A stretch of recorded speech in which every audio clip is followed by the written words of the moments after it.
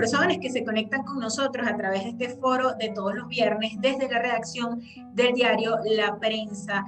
En esta oportunidad vamos a seguir conversando sobre la situación electoral tras los resultados que se dieron en el estado Barinas, donde, según sentencia de la Sala Electoral del Tribunal Supremo de Justicia, Freddy Superlano, quien resultó electo gobernador de Barinas por la Mesa de la Unidad Democrática, pues fue inhabilitado políticamente, a pesar de que, como él dijo la semana pasada, según el conteo de votos frente al Consejo Nacional Electoral, la Junta Nacional Electoral, incluso él ganó por encima de Argeni Chávez con 130 votos.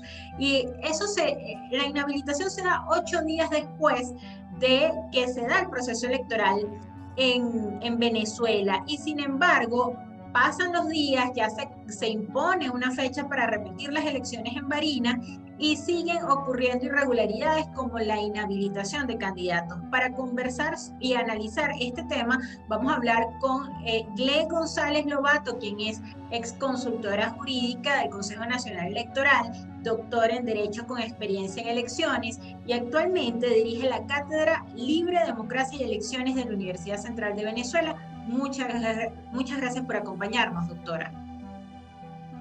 Muchísimas gracias por la invitación, es un placer. Mire, la primera pregunta, ¿qué evaluación hace de lo ocurrido con las elecciones en Barinas? ¿Cómo cataloga el hecho de que la Sala Electoral del Tribunal Supremo de Justicia actúe por encima del Consejo Nacional Electoral? Algunos juristas dicen que también actuó por encima de la Sala Constitucional del Tribunal Supremo e inhabilita al gobernador electo y también imponga unas nuevas elecciones en Barinas. Bueno, efectivamente que lo de Barinas pues escapa de lo que había sido el proceso electoral regionales 21 de noviembre, en donde teníamos unos resultados que, aunque la oposición pues no había obtenido los curules en gobernaciones, sí había obtenido un número importante de alcaldía en comparación con otras elecciones municipales. Pero era interesante pues ver cómo se distribuían las fuerzas por todo el gobierno. El PSUV pierde la mayoría de votos, tanto nacional como en cada uno de los estados, salvo unos 4, el Tamaracuro, Anzoátegui, Aragua y otro que se me escapa, y era un proceso donde se habían logrado condiciones que habían estado limitadas en procesos anteriores, con una observación internacional importante. De modo que lo de Barinas, analizar el proceso desde Barinas no pareciera proporcional. Sin embargo, todas las alarmas se prendieron porque es una vulneración a la voluntad popular de una manera de golpe. Es decir, lo que ha hecho la Sala Electoral del Tribunal Supremo de Justicia ha sido muy grave, porque no solamente violenta la voluntad del soberano del pueblo de Barinas, sino que además ingiere en las competencias, usurpa competencias que son del Consejo Nacional Electoral. Y como bien dices, hasta se podría decir que hasta de la propia Sala Constitucional. La propia Sala Constitucional, yo lo dije en varias oportunidades, y que era la que debía poner orden a la Sala Electoral y dejar sin efecto esa sentencia y restituir la situación para que Superlano, que además en la sentencia es la que se declara, la sentencia trae implícita la proclamación, la sentencia de la Sala Electoral da hasta los resultados que permiten a uno constatar que la ventaja iba hacia Superlano. De modo que es algo absolutamente desproporcionado con todos los esfuerzos que se habían hecho desde el propio gobierno de Nicolás Maduro. Doctora, cuando analizamos la situación que ha pasado esta última semana, se inhabilitó no solamente políticamente y administrativamente a Freddy Superlano, gobernador electo de Barinas, sino también a quien iban a colocar de candidata, que era su esposa, Aurora de Superlano. Se inhabilita también a uno de los diputados más votados en ese estado, como lo es el diputado Julio César Reyes, ambos de la Mesa de la Unidad Democrática, y hoy, para el momento en que estamos grabando este foro, día miércoles, se inhabilita también al representante o al candidato de el Partido Comunista Unido de Venezuela. ¿Cómo evalúa usted el hecho de que la Contraloría General de la República actúe como un verdugo contra los candidatos electorales? Sin una Bueno, sentencia. esto siempre se ha denunciado, las inhabilitaciones por parte de la Procuraduría que menoscaban el ejercicio de los derechos políticos inconstitucionales. Eso no tiene ninguna doble interpretación, eso no está en la Constitución. Y la Contraloría, con este proceso electoral, que vale decir, es importante que todo lo que estamos hablando es producto precisamente porque los ciudadanos ejercieron su voto. Los ciudadanos dijeron no a la continuidad. Nosotros queremos un gobernador. Es el gobernador que se quiera, no el que me guste a mí o el que le guste a X, no, el gobernador que los barineses decidieron que fuera. ¿Qué hace la Contraloría? Bueno, aquí queda más claro. La Contraloría lo que hace es probar lo que hemos estado denunciando, porque ¿cómo tú inhabilitas a alguien que no es funcionario ni hay ninguna función pública como la señora de Superland? Luego se inhabilita a Julio César Reyes, que como tú bien dices, es una de las personas fue más votado como diputado. Luego, con el Partido Comunista de Venezuela, hay que decir que esto ha sido escandaloso. Ha ido en contra del Partido Comunista. Esta es la número 15 de las inhabilitaciones en este proceso electoral. Sobre todo aquellos candidatos que iban como alcalde para Portuguesa. Entonces, esto es realmente un arma política, una herramienta política por vía de la fuerza que se impone desde la Contraloría para neutralizar, evitar la pluralidad y la disidencia, porque evidentemente esto termina, es un símbolo del mayor obstáculo que se enfrentaron los venezolanos en este proceso electoral, que es el autoritarismo. Esto no es más que negarse a la alternabilidad, que es una base del Estado de Derecho en Venezuela. Doctora, quisiera también su análisis con respecto al Plan República, quien jugó un papel primordial en que estos resultados en Barinas tardaran tanto tiempo y que pusieron en vilo no solamente el pueblo de Barinas, hay una incertidumbre general en todo el país. El Plan República, en el caso de Barinas, pues ellos obtuvieron, un general obtuvo por una semana, por 8 días, 3 actas, se negaba a darlas. Son los militares quienes tienen el control de las elecciones en Venezuela, de la manera como se manejó el caso de Barinas.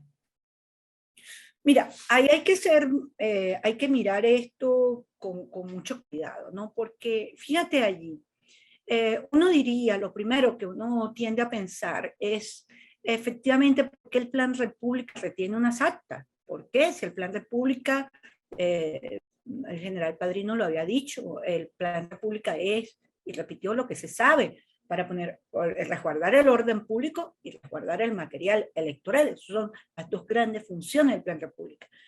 Sin embargo, uno pudiera decir, oye, ¿qué pasó aquí? ¿Qué exceso es este del Plan República? Pero si tú pasas los días y uno ya mira con mayor detalle, uno lo que se da cuenta de pronto es que esas actas no se alteraron. Aquí ocurrió lo que pasó en Bolívar en el año 2017. De modo que así como uno dice, esto es un exceso, pero por otra parte, esas actas llegaron al jefe del CEOFAN, del que tiene el enlace entre la Fuerza Armada y el Consejo Electoral, Centeno, llegaron a él y fue el quien los trajo a Caracas.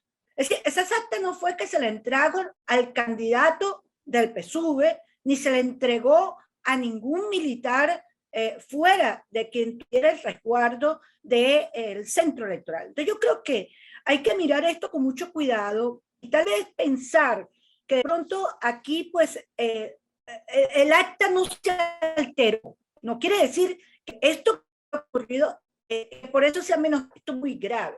Esto echa por tierra prácticamente todos los esfuerzos que hemos estado haciendo con este proceso. Pero ciertamente no se cometió la alteración del acta. El acta llegó y lo que hicieron fue, bueno, tuvo que participar el Tribunal Supremo de Justicia, pero ya no tiene nada que ver el Plan República. El Tribunal Supremo de Justicia en sala electoral para tomar una discusión, una decisión contraria a la que el Consejo Nacional Electoral y el mismo Plan República hicieron. No sé si logro transmitir la idea que hay que ver las cosas con mucha responsabilidad y sin pasiones. Es decir, mirarlo en plano, hasta dónde estuvo, que estuvo mal que se retuviera, que esas actas tenían que ser totalizadas por la Junta Regional Electoral. Pero evidentemente que si ahí se totalizaba, ya ahí se sabía, con 130 votos de diferencia, imagínate, 130 votos en ese momento. En ese momento hay 130. Bueno, ahí pudo haber pasado cualquier cosa, pero evidentemente se alteraron las actas. Se tuvo que negar la elección.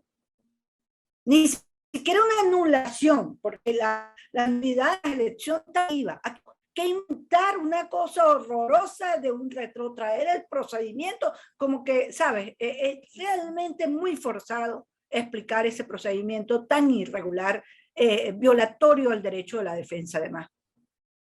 Mire, ¿qué reto tiene ahora la oposición? Hay un nuevo candidato de la Mesa de la Unidad en Barinas, Sergio Garrido. Es un candidato, quizás un líder regional, no es conocido nacionalmente, y que dos partidos de la Alianza Democrática, el MAS y Avanzada Progresista, han decidido respaldarlo, a pesar de que la propuesta o las postulaciones siguen estando divididas, porque aparece un personaje como Claudio Fermín, ahora también para este proceso como candidato opositor. ¿Qué retos tiene la oposición ahora que ha decidido, pese a todas estas irregularidades, ir a esas elecciones? Bueno, primero hay que celebrar que se vaya desafiado el poder, ¿no? O sea, que se desafíe el poder está muy bien. Ahora, ¿cuál es el reto de los partidos contrarios al oficialismo? Es darle la posibilidad a los barineños que ratifiquen su decisión de no mantener la continuidad que estaba en ese estado. Ahora, eso lo decidirán los barineses. Ahora, los partidos políticos, aquí hay que esperar, por ejemplo, hoy deben estarse produciendo, se pueden producir sustituciones. Pudiéramos pensar que la Alianza Democrática pudiera sustituir a Claudio Fermín por Sergio Garrido. Eso pudiera estar bien. Igual que el lápiz va a sustituir para apoyar a Garrido. Ahora, esto, si no es así, bueno, lamentablemente también estarían matando prácticamente a la Alianza Democrática, porque después de esto, ¿cómo sobrevive? Después de esta división clara de Avanzada Progresista y el MAS, que no fue la Alianza Democrática, pero que mantiene una posición a favor del candidato Garrido, donde todas las preferencias están para él. Además, hay que destacar ese comentario tan bueno que hizo ayer: aquí los candidatos no saben dónde se come el perro caliente más sabroso en Barinas, porque él sí es de Barinas, y pues le pusieron ni Claudio vive allá, ni el candidato del PSUV tampoco. Entonces, es muy interesante ver cómo la MUD, por ejemplo, está obligada a ceder, a ver con mayor inclusión estas decisiones. Si hubiesen hecho esto desde el principio, otro gallo cantaría, porque a pesar de que el PSUV perdió la votación nacional, la votación media estadal es quien obtiene los mayores curulos, y eso se debe a la falta de estrategia unitaria de la oposición, eso está claro. Ahora, si en si ahora Barinas permite que se unan y que se logre un triunfo, bueno, eso implicaría que estamos avanzando y que podría tenerse una posición más favorable para la oposición de cara a una negociación en México por Venezuela que debería continuar. Ahora, doctora, ¿qué cree que pase con el electorado? Porque a todas luces el reto de la sala electoral del Tribunal Supremo de Justicia es que la gente no se movilice a votar el 9 de enero, porque no se respetaron ya unos resultados. Sí, es cierto, pero evidentemente que el ciudadano debe estar consciente y ese electorado, lo que he dicho siempre, está bien, una abstención, pero sin embargo hay que darte cuenta que cuál fue hay que hacer la lectura de ese 40% que fue votar, que hay que decirlo, en varios municipios 6 municipios ganó la MUD, los 5 municipios adicionales gana el PSUV, y en uno gana un partido llamado COMPA, que es contrario al PSUV. En esos 5 municipios que gana el PSUV, la suma del segundo y del tercero, es decir, de la MUD y de la Alianza Democrática, superan al oficialismo. Quiere decir que ya hay una conducta electoral que te habla, que te está diciendo hacia dónde quiere privilegiar su voto. Entonces, aquí el ciudadano, pues, será decisión de ellos y será una decisión de los partidos de generar confianza. Nuevamente, nadie dice que se respeten los resultados, porque nadie puede decir ahorita, no, es que ahora sí van a respetar. No, pero evidentemente negarse a que le monten a uno esa parte encima y le digan, no, mira, él no es como tú votas, es como yo quiero que tú votes, pues eso los venezolanos tenemos que decirle que no todo el tiempo. ¿Y cómo se le dice que no? Votando y entusiasmándose para generar ese voto que termine de barrer al oficialismo en Barinas. Y justamente, doctora, ¿cómo evalúa la situación del oficialismo tras lo que ha ocurrido en Barinas? Porque, bueno, sacan del juego político a la familia Chávez, a los Chávez, que habían gobernado ese estado desde hace 20 años, e incluso el primer vicepresidente del PSUV, Diosdado Cabello, se atreve a decir, días antes de que inhabiliten a Freddy Superlano, que Barinas es un símbolo del chavismo y no se lo pueden dejar quitar, que así gane un opositor y van a impugnar los resultados. Es decir, queda claro que ese Estado lo ven como un poder político, que el gobierno pues va a seguir controlando y va a hacer todo lo posible para reprimir con el fin de sostener el poder en ese Estado. Bueno, tú sabes que siempre lo que pasa en el oficialismo es muy difícil de ver porque ellos son herméticos, tienen disciplina, es poco lo que se sabe, uno tiene que leer, pero a mí me parece que ellos no monitorearon bien Barinas. Y en Barinas tuvo que haber un problema de eficiencia en la gobernación. Y por eso es que el barinés vota en contra, porque además, ¿qué Estado no le ha brindado mayor veneración al legado de Chávez que Barinas? Entonces, esta actuación del gobierno que evidencia una fractura, que no sabemos, yo no soy experta en hablar sobre ello, pero evidentemente que aquí hay una fractura y ahí tú ves que están como en una pelea por la decisión que van a tomar. Entonces yo creo unos se equivocaron, porque si algo, Chávez fue lo que fue para Venezuela y para muchos venezolanos, porque Chávez se metía en esos benditos domingos en la casa de la familia, de la gente. Para él le importaba la gente. Entonces no puede ser que ahorita pretendan que por la familia Chávez ir contra la gente. Eso es contrario, la gente no lo entiende así. Yo creo que la familia no se iba a destruir porque ganaron opositor. Lo que van a destruir es el legado de Chávez, que para el estado de Barinas es casi religioso. Entonces, pues yo creo que esta fractura que muestra el oficialismo podría amenazar incluso la credibilidad, la poca credibilidad que se ha alcanzado con este proceso electoral. Hoy justamente usted habla de que Chávez es casi religioso en Barinas, pero pareciera que la figura de Chávez en esta campaña electoral que transcurrió eh, se ha desdibujado un poco.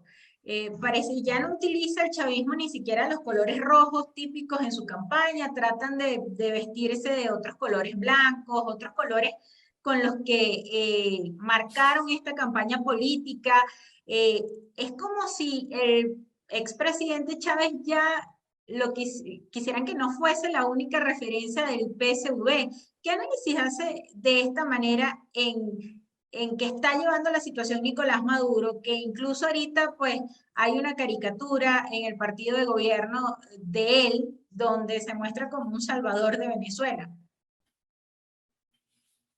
Bueno, mira, yo de los análisis político-electorales que uno hace, porque ese es mi fuerte ahí, ¿no? Sobre todo, especialmente cómo habla las elecciones, qué nos dicen las elecciones, qué nos arrojan. Sí, ciertamente en la campaña, que fue una campaña bastante gris, esta fue una campaña muy nada, no había, pues, entre otras cosas, la oposición peleándose entre ellas, bueno, el oficialismo andaba aventajado. Pero esta campaña sí hay un desplazamiento de la simbología chavista, no aparecen los ojitos, no aparece el color rojo, se atenúa o se cambia por el color azul, el color violeta, el color, es decir, se difunde, no hay, tú no ves vestidos de rojo a todo, pero el oficialismo siempre se cambia, ¿no? Es decir, de pronto para esta elección esa fue un mecanismo. Ahora, habría que ver hacia dónde va el gobierno de Nicolás Maduro. Y esto yo creo que necesita otros elementos para el análisis. Yo sí creo que Maduro puede estar mutando, es decir, el gobierno de Nicolás Maduro no es precisamente en los términos de la revolución bolivariana, ya tiene otros elementos que tú ves allí, incluso pudiéramos hablar de un cambio económico sin un cambio político, que es uno de los aspectos que a mí más me preocupa, que el país pierda el valor o los valores republicanos, los valores democráticos, y termine que es mejor un cambio económico y no importa quién esté en el gobierno. Entonces, esto tendríamos que verlo con mucho mayor detalle, nos va a decir hacia dónde vamos. Ahora, todo esto de Maduro como Salvador, pues no lo sé, yo todavía pienso que él puede ser uno de quienes sean más moderados y no más radicales. Pareciera que los radicales son otros, ¿no? Sí, este obstáculo que se presentó acá fue manejado de una manera que tú podías decir, esto pudo haber sido peor, esto pudo haber sido un fraude por todo el medio de la calle, y entonces ahí sí es verdad que se destruye todo el proceso que se había logrado hasta ahora.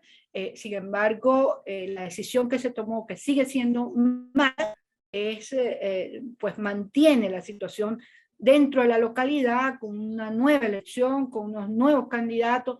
Habría que ver un poco esto el primer trimestre del año que viene para ver hacia dónde efectivamente se encamina el gobierno de Nicolás Maduro a nivel nacional. Mire, ¿cómo evalúa a este nuevo Consejo Nacional Electoral que tiene dos rectores que intentaron ser equilibrados, que representan a la oposición y que, bueno, denunciaron, pero sus denuncias se quedaron en solo alocuciones, en solo denuncias por Twitter?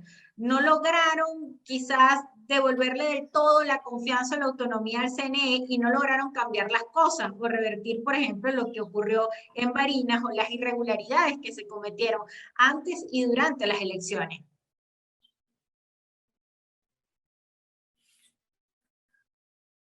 Bueno, fíjate, yo ahí creo que estos rectores, tanto Márquez como han hecho un enorme esfuerzo por restablecer o adquirir cierta credibilidad en el Consejo Nacional Electoral que se había perdido del todo. Yo veo mucho los esfuerzos. Ahora, no sabemos lo que ha pasado dentro del director. Para mí, ahí estuvo más cerca a cantarse fraude que otra cosa. Es posible que estos rectores pues hayan también participado en esa decisión de que no se acometiera ninguna alteración, so pena de que pudieran haber incluso salido, pues retirarse del Consejo Nacional Electoral. Creo el hecho que se mantuvieron allí y pues siguen garantizando que la elección en Barinas, que repito que no tenía por qué pasar nada de esto, pero pasó, pues van a mantenerse de seguridad para el ciudadano en cuanto al voto, pero por supuesto los ciudadanos quieren tal vez una posición más firme, más fuerte, decirle al Tribunal Supremo, pero por toda también, en todo, bueno, pero ¿qué es esto? O sea, que hay una separación de poderes, el poder electoral es hasta el Consejo Nacional Electoral, el poder electoral no incluye a la sala electoral del Tribunal Supremo, ni a la sala constitucional tampoco. Entonces no puede ser que el Tribunal Supremo de Justicia le diga al Consejo Nacional Electoral cómo tiene que actuar.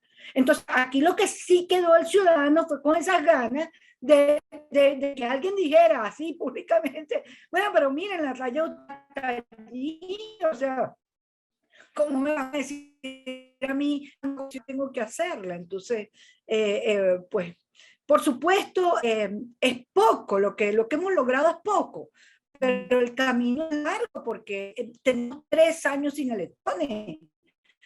Precisamente llamado por un boicot por parte de la oposición. Este es el primer CNE de Maduro, porque era un CNE heredado de otras administraciones. Entonces, yo le daría el beneficio de la duda y diría, evidentemente que hay que, tal vez la gente quiere un poco más de fortaleza, pero eso no quiere decir que el que no se haya visto no la haya entendido, porque en el directorio es donde se discuten las cosas, ¿no? Fíjese, ahí se presentó la semana pasada, se presentaron los 2 informes, uno del Observatorio de la Misión de Observación Electoral de la Unión Europea, y el fin de semana se presentó el de la misión del Centro Carter, que eran menos representantes, y creo yo, usted me corrige si no es así, que no estaban como observadores, como tal. Pero ambos informes coinciden en que, bueno, estas elecciones no cumplieron los estándares básicos para considerarse unas elecciones democráticas. ¿Usted coincide con estos informes? ¿Qué cree que le faltan? ¿Está de acuerdo con lo que en estos informes se denuncian? ¿Cómo queda Maduro ante el mundo?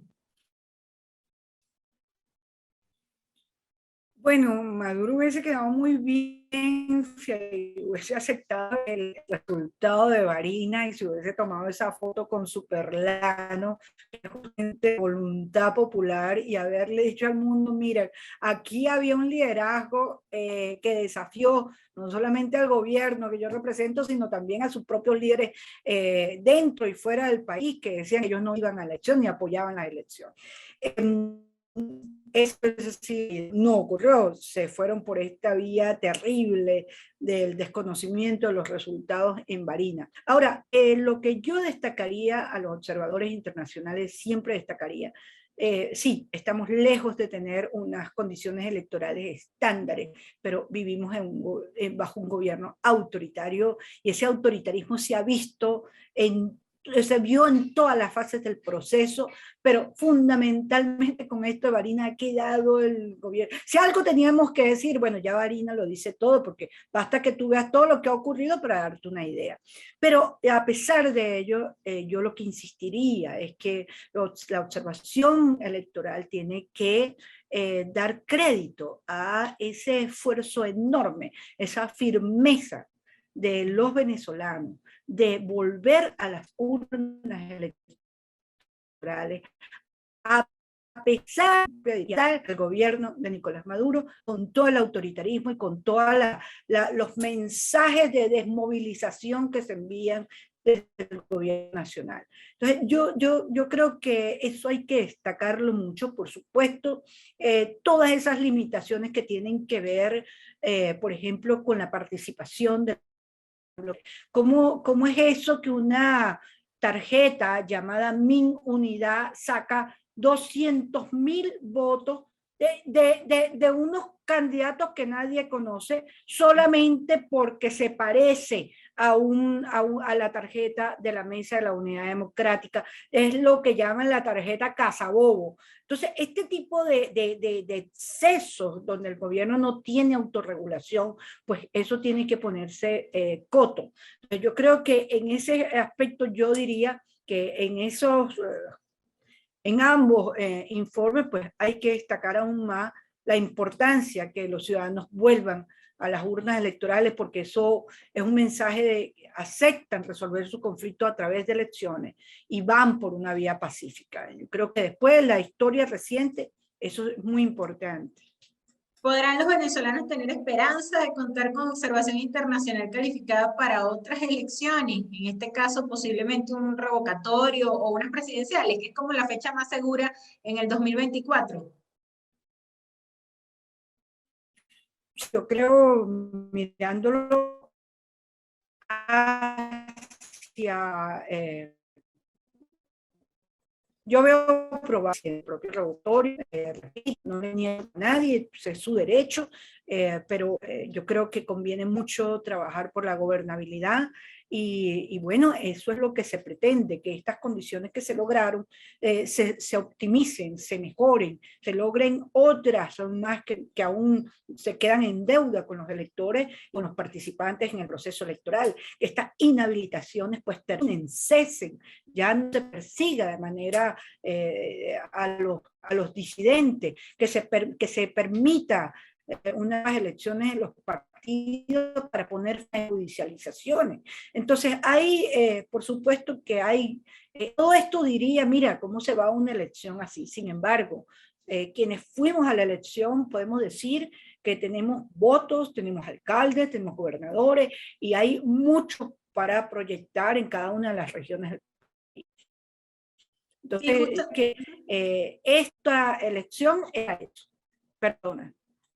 No se preocupe. Justamente, doctora, quisiera ver ese análisis que usted hace, la lectura que usted hace de los resultados electorales, porque bueno, si se mira el mapa venezolano desde una panorámica, está teñido de rojo, ¿no? Porque se ganaron, el PSUV ganó 19 gobernaciones, pero si se le hace zoom, escuchaba usted que lo decía en unas entrevistas en estos días, si se le hace zoom, uno ve que hay 117 alcaldías de oposición, que eso es un resultado histórico y que muchas de esas alcaldías son líderes propios regionales que están surgiendo, que incluso ganaron tarjetas nuevas, partidos nuevos como Fuerza Vecinal, que es de este año, y obtuvieron muy buenos resultados, partidos nuevos también como Lápiz, por ejemplo.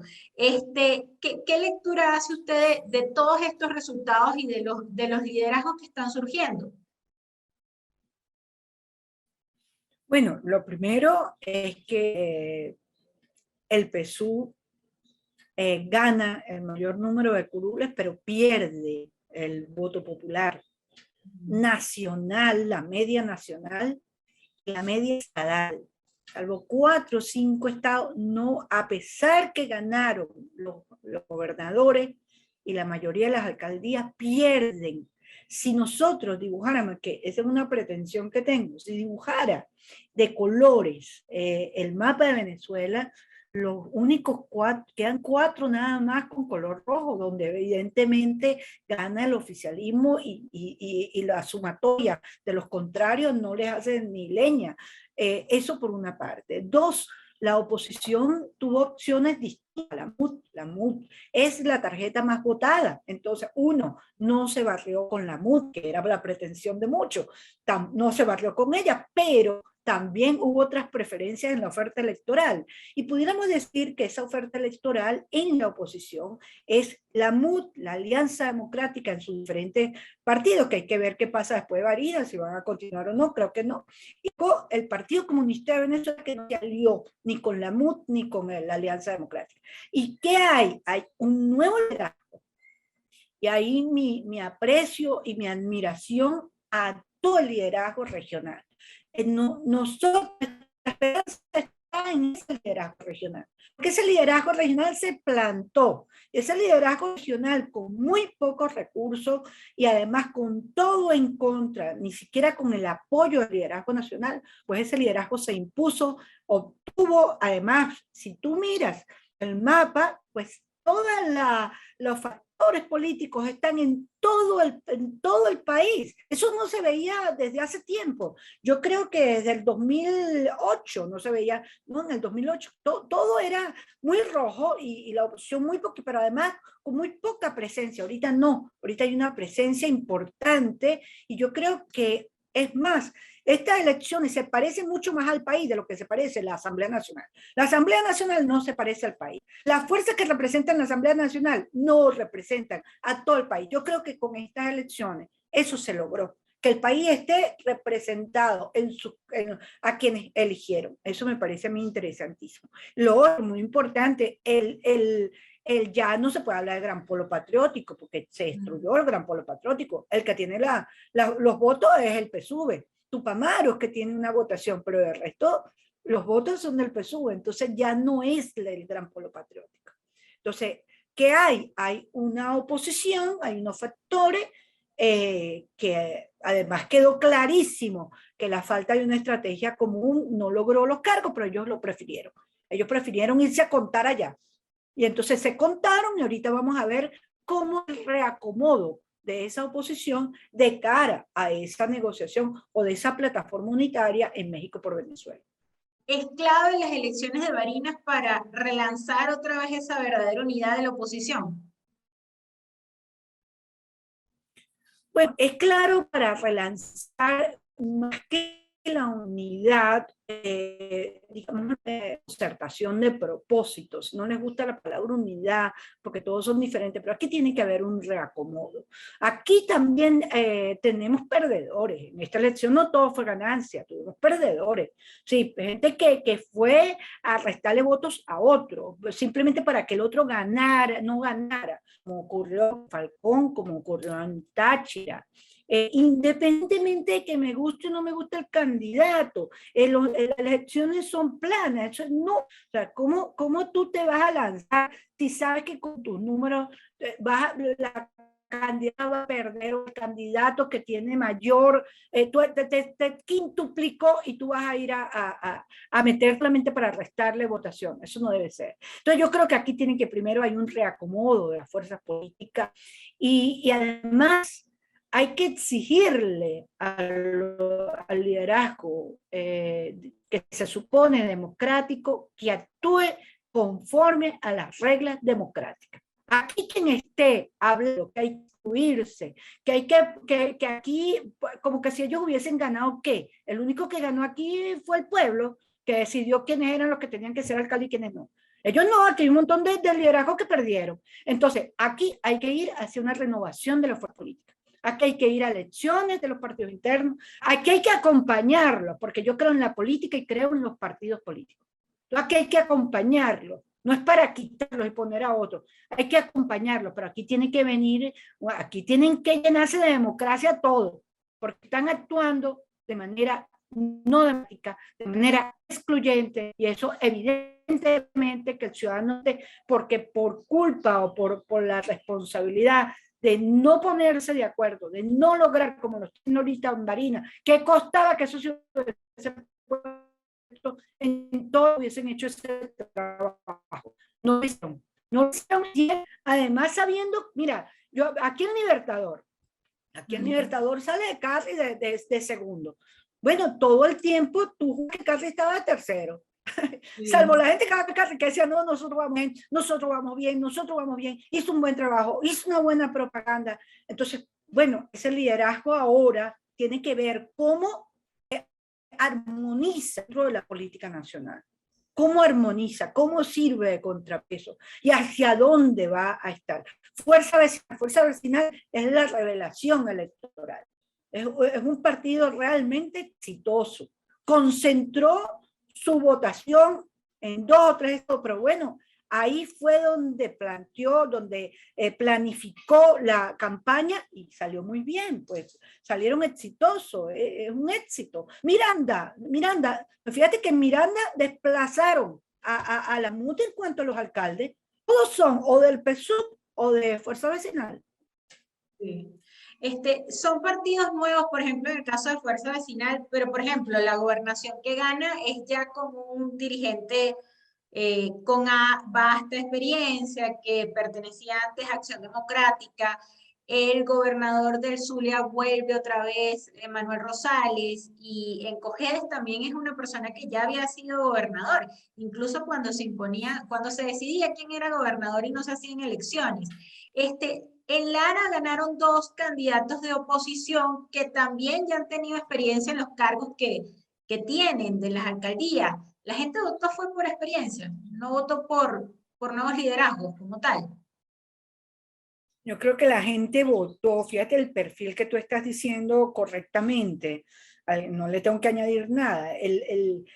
A mí me parece que la gente votó por el desarrollo de su estado. La gente quiere a alguien que conozca el estado, que tenga idea de cómo sacar el estado adelante. Y por eso salen tres gobernadores que son unos trabucos en cada uno de sus estados de lo que llama uno con todo el resto de vida política. Sí, gente que tiene un liderazgo, pero también tiene una sapiencia, una experiencia, y apostó a él, porque bueno, no quiera perdiendo el tiempo con alguien que te propone algo y bueno, ellos quieren que repita el éxito ahora. Y creo que eso está muy bien porque eso va a llamar a los gobernadores, tienen que llamar a todos en la gestión de gobierno. Ese mensaje de Garrido es muy poderoso. El mensaje de Garrido en Barinas es a que haya espacio para todos. Todos van a estar en la gobernación, si van a tener una representación, opositores y del gobierno y de los diferentes partidos. Ese mensaje cala, la gente estaba obstinada de esta polarización y la gente te dijo en el proceso del 21 de noviembre, no es una polarización como la están planteando el gobierno nacional y la oposición liderada nacionalmente. Aquí te están diciendo, no, en las regiones no es así, en las regiones somos varios, distintos, pero nos entendemos. Por eso es que se difumina la oposición en varios candidatos. Eso me pareció interesantísimo dentro de la oferta, porque una cosa es la oferta y otra cosa son cómo lees el voto de los electores.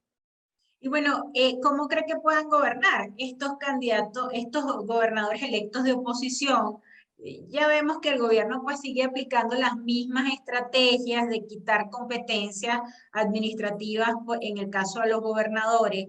Eh, ¿Cómo hacer para que en estos 4 años esa gestión, que va a ser seguramente perseguida, que va a ser muy controlada, o que quizás aparezcan de la noche a la mañana la figura del padrino, por así decirlo, del protector, porque así como incumplieron los acuerdos electorales, pues cabe la duda de si van a cumplir la eliminación del protectorado en los estados? ¿Cómo hacer para gobernar en estos 4 años la oposición? Bueno, yo creo que esa pregunta tú la vas a mandar a la mesa de negociación en México por Venezuela, porque por eso es que es tan importante una negociación. Por eso es que nosotros todavía seguimos siendo una sociedad herida y una sociedad un poco enferma. Nosotros necesitamos todavía una atención, es decir, nosotros necesitamos que junto a esta gobernanza pues haya también una mesa de negociación donde esos acuerdos sean tomados, donde se respete la competencia de cada uno, donde empecemos, o sea, a partir de este proceso es que nosotros podíamos empezar a reinstitucionalizar el país.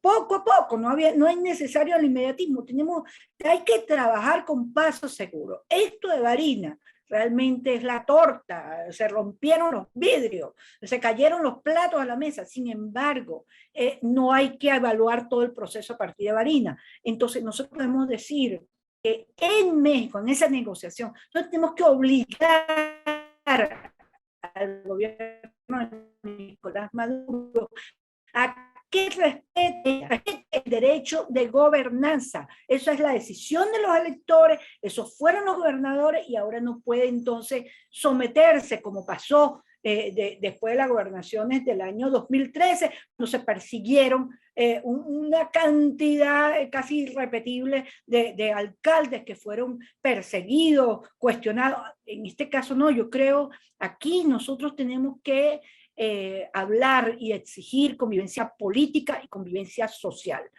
Nosotros tenemos que empezar a cambiarnos el esquema de la polarización y empezar a hablar con los contrarios para ver cómo nos entendemos. Ese es el apoyo que como sociedad nosotros podemos hacer. Doctora, me restan tres preguntas. Una tiene que ver con el hecho de que si bien participó más de un 40% de la población, hay un 58,2% de la gente que no participó, que no confió en el proceso electoral, no se identificó con ninguno de los candidatos y que según las encuestas es esta población que ya su principal prioridad no es cambiar al gobierno. Pareciera que su principal prioridad es resolver sus problemas económicos, sus problemas personales. Cómo involucrar a esos venezolanos que están pensando es en subsistir más que en problemas económicos o incluso pensando en irse, en medio de que no ha cambiado pues la situación política Sí, actual. es difícil porque es volver a enamorarlos. Es decir, hay una parte de esa población abstencionista de electores, un porcentaje que pues es un porcentaje desenamorado, o sea, tiene desamor por la política, ha sido, siente que no puede confiar en nadie porque nadie le genera confianza, todos están bajo sospecha, es decir, siente que todo el mundo tiene una agenda negra oculta y que simplemente es utilizado para sus fines, que a la gente no habla, y hablan en términos generales, porque sienten frustración por lo que está pasando, una frustración muy grande y eso es comprensible. Ahora, ¿cómo decirle a la mayoría de ellos, en muchos casos, además son independientes, es decir, que les cuesta mucho que tú los movilices, porque el que forma parte de un partido lo moviliza el partido, pero estos son personas más independientes, que no siguen línea, entonces es muy difícil decirles, mira, vuelve a votar. Sin embargo, yo creo que luego de este proceso hay que hablarles y hay que decirles, mira el mapa de Venezuela, mira cómo era antes, y me van a decir, pero está está rojo rojito porque te lo pintaron rojo rojito, pero no es rojo rojito. Hay muchos iguales a ti, la mayoría del país se parece a ti, solo que un 40% fue a votar. Hay que llamar a la participación, y la participación no es solamente votar, la participación también es participar en los programas de cada una de las regiones. Yo creo que esa sería la motivación. Ahora, hay un grupo que se abstiene porque no quiere votar. El voto es un derecho, entonces tú a ellos, pues bueno, tú no quieres votar. Y hay otro grupo que simplemente no vota porque el día que vote se le caen todos los argumentos que tienen en contra de la participación. A ese grupo, que ya sabemos quiénes lo lideran, y hablan de una farsa electoral, pero una farsa electoral, pero no se miden jamás. Es un grupito que no se mide nunca, ¿no? Tú no sabes cuántos votos tienen, cuántos electores, pero ellos te hablan mejor que tú de lo que pasa en el país. Bueno, pues a uno le gusta participar, a uno le gusta opinar y decir, mira, esto me parece así o me parece asado. Digo yo, ¿no? Bueno, dos últimas preguntas. Ahí Henry Falcón en Lara sigue solicitando ante el Tribunal Supremo de Justicia que se repitan elecciones, porque él dice que debe repetirse en todos aquellos estados donde participaron candidatos inhabilitados. ¿Qué piensa usted de esto? Pareciera que, bueno, no le han dado respuesta a él con la rapidez con la que le dieron a Adolfo Superlanos en Barinas.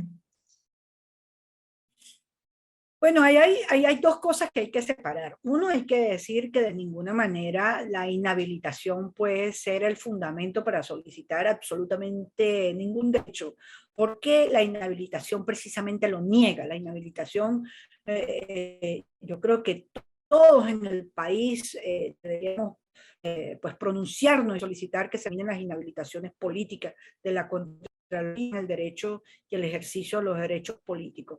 Sin embargo, lo que dice Falcón, lo que está pidiendo Falcón en parte pone al Tribunal Supremo como en una posición difícil, porque lo que le dice es, bueno, ¿dónde está la coherencia? Si hay un grupo que está en esas habilitaciones no tuvieron efecto y quedaron igualmente inhabilitados, bueno, entonces en el ocurrió lo mismo. Y entonces habría que ver entonces aquí en Libertador, habría que ver en todas partes qué fue lo que pasó. Por supuesto, creo que simplemente es una medida que lo que pretende el candidato, en todo caso, es dejar en evidencia que no todos somos iguales ante la ley, que evidentemente ese es el problema, Ana, de de los venezolanos. El problema es que sabemos que no somos igual para la ley, para este gobierno.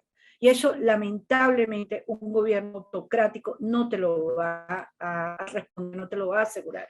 Por eso es que hay que luchar por la democracia y por los valores democráticos, por un gobierno que te permita las libertades, no que te las coarte, o que tú no sepas si hoy las tienes, pero mañana no. Por eso es que el cambio no puede ser únicamente económico, el cambio tiene que ser también hacia la sociedad.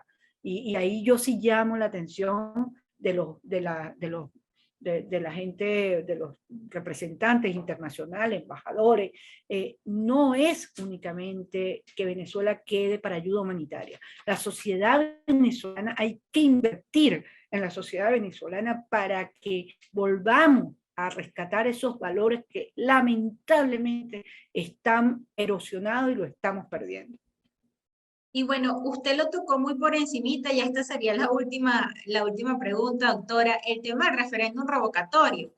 El doctor Picón, el rector Picón decía que a partir del 11 de enero se puede solicitar un referéndum revocatorio. Hay un grupo de dirigentes políticos y de la sociedad civil organizada en cada estado activando esta idea de solicitar un referéndum, pero hay unos antecedentes muy negativos con los referéndums revocatorios presidenciales en Venezuela. Ocurrió en el año 2004, que tardaron hasta 2 años para dar respuesta sobre un referéndum, finalmente se hizo en el 2006, y ocurrió también en el 2016, donde se impusieron unas normas y unos reglamentos que al final la oposición no pudo cumplir.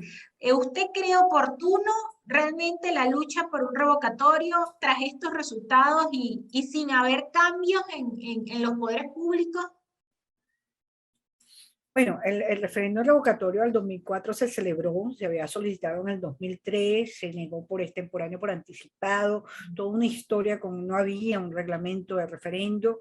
Ese referendo pues se hizo contra el presidente Chávez. Luego en el 2016 fue terrible esto de Barinas, incluso a mí me recordaba lo del referendo revocatorio en el 2016, porque yo pues me movía mucho en la Universidad Central y llevaba gente de diferentes partes a discutir sobre el referendo, que era un derecho político, pero evidentemente que aquí hay un problema, un impedimento, tanto desde el punto de vista como fue concebido el referendo revocatorio en la propia Constitución. Ese referendo, esa cantidad de requisitos que está allí, esa falta de reglas claras en el juego, son en contra de la realización del referendo. Yo creo que fue un error de la Constitución, realmente asumo mi responsabilidad, siempre respetando el derecho de los demás a su ejercicio político, pero para mí fue un error de la Constitución prever el referendo revocatorio presidencial. Yo creo que incluso eso de perderse el referendo revocatorio, eso mira, fortalecerá a Nicolás Maduro para el 2024 y debilitará mucho a la oposición para el 2024. Sí, para mí el impacto tiene más lo que viene, más allá de lo que yo opine del referendo revocatorio y de las fallas que le veo como procedimiento, como institución, pues me parece, lo han dicho muchas veces, esa es una salida humillante para Maduro. Y realmente Maduro no llega aquí perdiendo, llega aquí pues ganando espacios. Se le habían cerrado y llega ganando espacios. El hecho que estas elecciones regionales dan un paso importante hacia el 2024. Entonces, más allá de eso, creo que el evento, nosotros tenemos 3 años, uno, para fortalecer las regiones, para fortalecer a la sociedad, para organizarnos. ¿Cómo nos vamos a organizar? Yo preferiría que la sociedad acometiera esto del refrescamiento, de la renovación de las autoridades de los partidos políticos. Sí, eso es lo que debería haber, y no un referendo revocatorio que te van a poner unas trabas, que en el año 2016 te lo suspendieron por una sentencia de un tribunal de primera instancia, casi que de tránsito. Es decir, una cosa inesperada, como me pasó ahorita con lo de Barinas. Yo juraba que esos datos, que esos resultados iban a salir, ya yo estaba lista para ver quién había ganado, y de repente, en ese momentico ¿qué pasa? ¿Qué pasa? ¿Qué pasa? ¿Por qué no? ¿Y cuál me pasó? La sorpresa, es decir, siempre el gobierno puede, el gobierno es autoritario, no un gobierno democrático. Aquí no se respetan las reglas del juego. Barinas es el fiel ejemplo de que aquí no se respetan las reglas del juego. No se respeta la Constitución. Entonces, teniendo eso claro, ¿cómo vas a ir a un proceso de debilitar, que te va a dar, que esa derrota, cómo tú la vas a gestionar? Ok, pues que ganan, pero pues que pierdan, porque para los demócratas nos pasa eso, en cambio para los autócratas no. Ellos ganan o ganan, aquí no. Nosotros pensamos, podemos ganar, podemos perder.